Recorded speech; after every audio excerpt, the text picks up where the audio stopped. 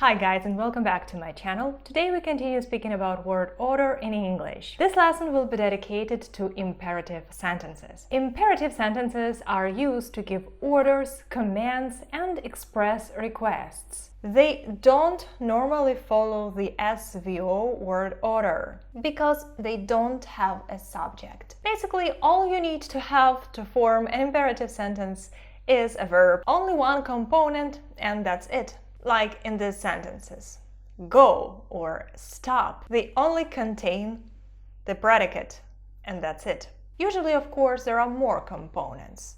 So the formula of your imperative sentence is verb, object, adverbial modifier. For instance, bring me that book or stand still. But objects and adverbs are optional.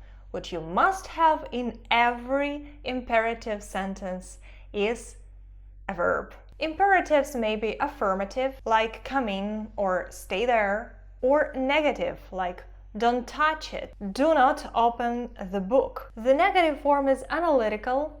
It consists of do plus not that precede the bare infinitive of the main verb. The negative form of the verb to be is formed the same way. Though to be is an anomalous finite, here it takes the auxiliary verb do.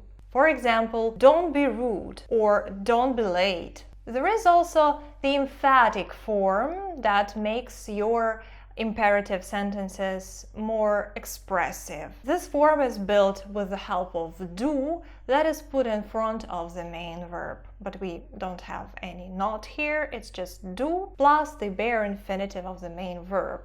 Like do come in or do listen to what I say. This way, apart from this formula that we see now on the screen, we have two variations. The one with the emphatic do, like do come in, and the one that expresses a prohibition, that is the negative imperative.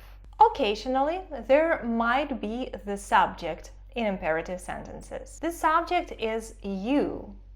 Your verb might be preceded by you in colloquial English. For example, you can say do not worry, don't worry, and you don't worry.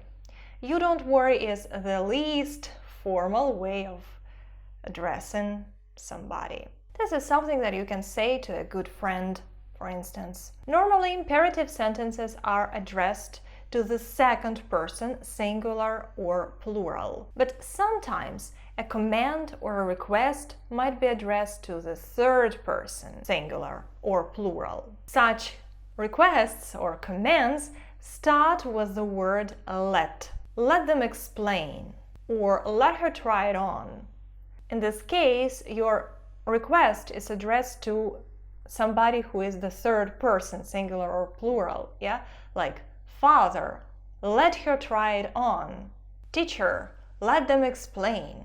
Also, imperatives can be addressed to the first person, plural, that is to us.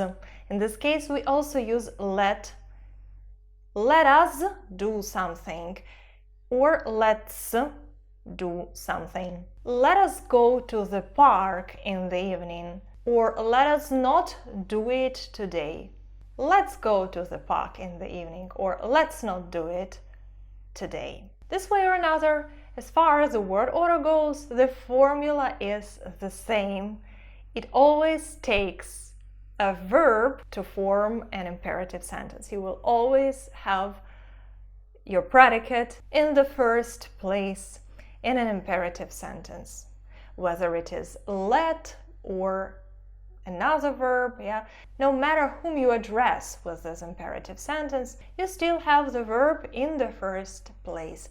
And this is the principal difference between the imperative sentence and the declarative sentence in English. Let's discuss more examples of imperative sentences. Come on in, the door is open. That's an example of an invitation. Drop that thing. It's a command. Bake the cake for about 40 minutes or until cooked through. It's an instruction that you can find in a recipe, for example. Don't honk your horn unless there's imminent danger. It's a prohibition. Please confirm your attendance by sending us an email. It's an example of a softened imperative as we use please here. Yeah, please confirm your attendance by sending us an email. Vacuum the carpet, please. Another example of a softened imperative, please, is added at the end of the sentence.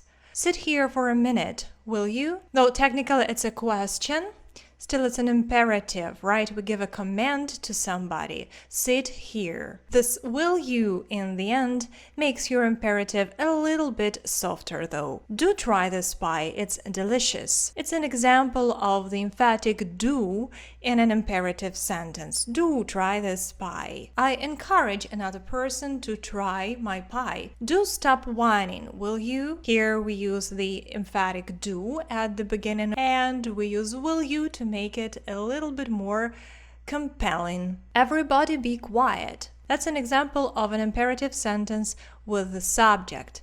Everybody, or you can also say you be quiet, or everybody in this room be quiet. Pay attention that we use the first form of the verb be.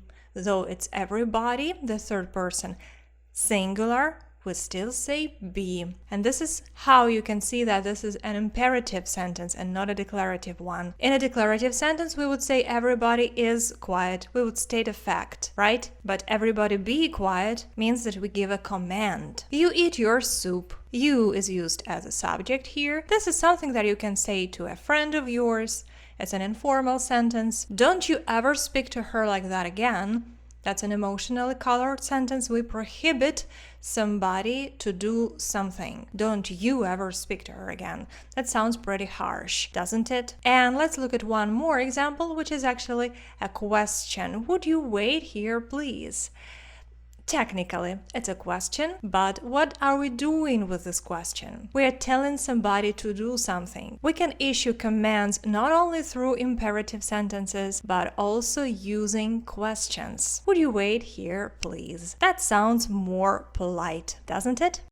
This is all I have to say about imperative sentences. Subscribe to this channel if you don't want to miss the rest of the lessons in this series about word order. In the following lessons, we'll be talking about exclamations and inversion. We'll look at more exceptions to the SVO rule. So stay tuned and see you in the next lesson.